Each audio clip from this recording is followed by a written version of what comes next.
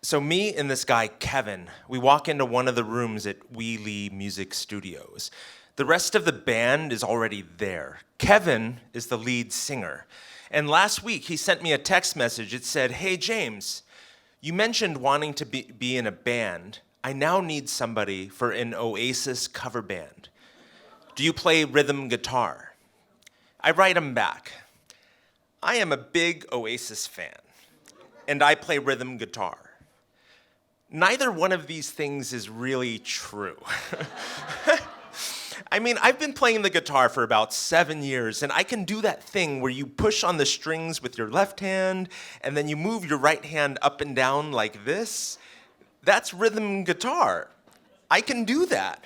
And these guys have gigs lined up at some of the biggest clubs in Singapore. I need to be in this band.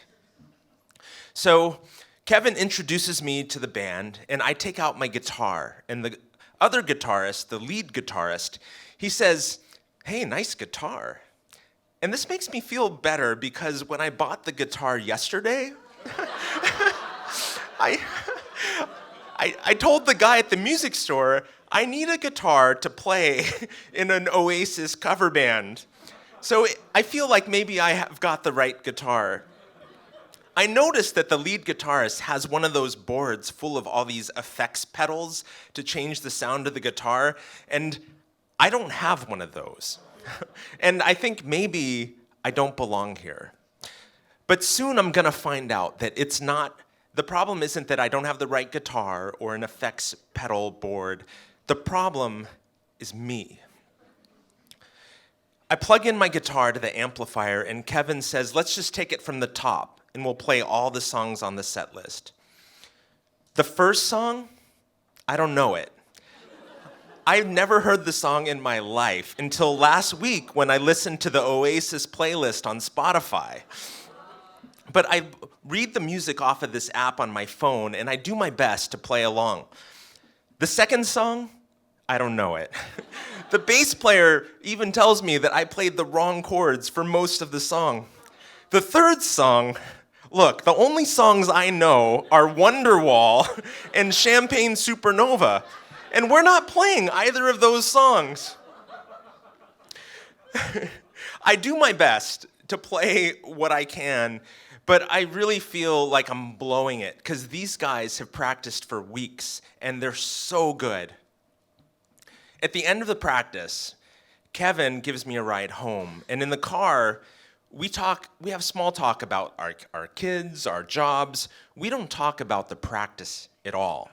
And I don't know if this is a good sign or a bad sign, but the next day, I decide I'm gonna try to learn the songs that I couldn't play. So I get this notebook out and I write the names of all the songs out on the top of every page, and I didn't even know Oasis had 17 other songs. And as I'm doing this, I get another text message from Kevin. It says, "Hey James, thanks for coming to practice last night. Unfortunately, we do not think you are a good fit."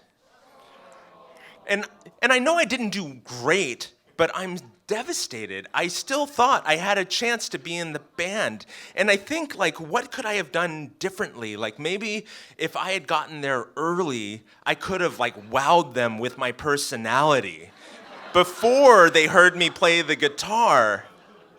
But no matter what I tell myself, I know that the problem is that I'm just not that good. Later that week, a friend asks me if I want to go to an open mic. And I've been there before. It's just musicians playing for other musicians in an empty room. And that night, it's packed. There's some networking event going on, and this guy, Vince, is hosting the open mic, and he sings, he plays the guitar. He's got one of those boards with all the pedals, and he's really good. And he plays the first set, and then he takes a break. And that's when the open mic starts. Anybody can get up and play. So I run up on the stage and I pick up a guitar and I play one of my favorite songs, "Hot and Cold" by Katy Perry.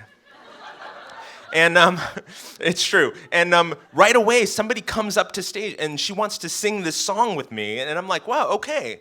And then after that, somebody else comes up and they ask me if I can play a Miley Cyrus song. And they want to sing that. And then after that, someone else wants to sing another song that I've never heard of. But it's really weird. It feels so strange. Like everybody is acting like I'm a real musician. And they want to play with and sing with me, and it's very strange. And when Vince comes back, he asks me if I'll stay on stage with him and play rhythm guitar for him for a couple songs. And I'm like, I can play rhythm guitar. So I play with him for a couple songs, and then at the end of the night, I stick around and I talk to Vince, and he's this super nice guy. And I ask him about his pedals, and he tells me like what they do and when to use them. And it's amazing. He's so nice. And later, he tells me that he's got a gig at a restaurant on Saturday. And he asks me if I will play the gig with him. And at first, I'm terrified. Like, I don't even think I can do it. I've never done a paid gig before. But I think that maybe Vince saw something in me that I didn't see, that maybe I'm better than I thought I was. So I tell Vince I'm in. And I know that this isn't playing with Vince at a restaurant, won't be the same as playing in a 5-piece Oasis cover band in front of a screaming crowd. But it's a good start. Thank you.